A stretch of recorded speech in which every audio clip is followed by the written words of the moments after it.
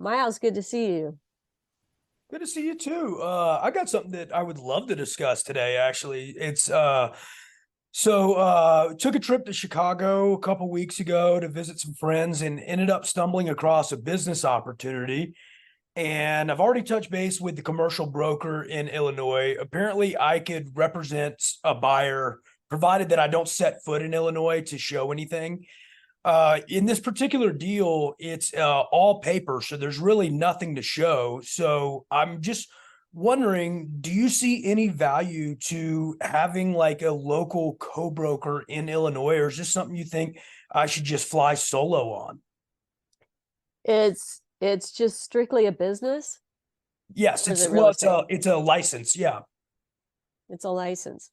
So in Illinois, Illinois doesn't actually require a license to sell a business, Okay. but they do require that you register with the state securities Okay. board, which I think, yeah, the State Securities Commission.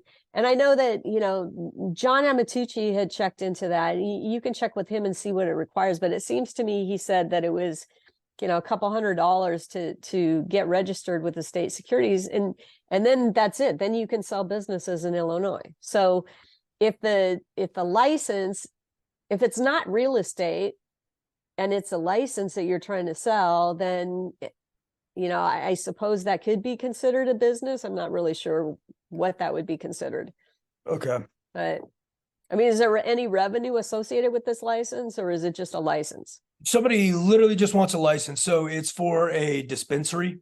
So I came across an opportunity for somebody looking for dispensary licenses up to $2 million.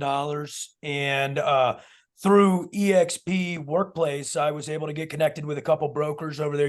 I work in the space really regularly, and I was able to turn over, two different opportunities that are in that price range there. So, but again, yeah, they're just looking for the licenses. They already have the real estate and everything. So it's just paper.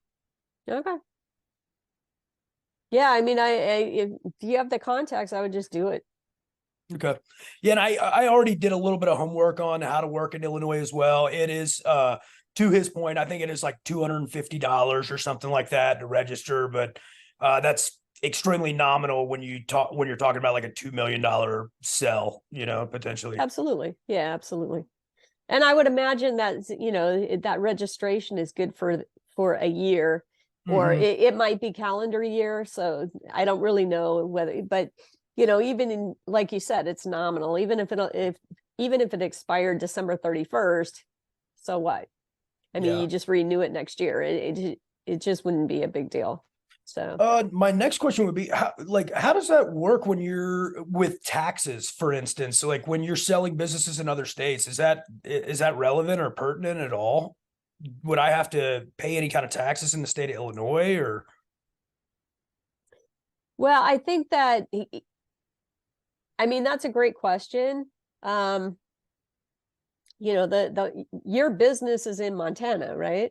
Correct. Yes.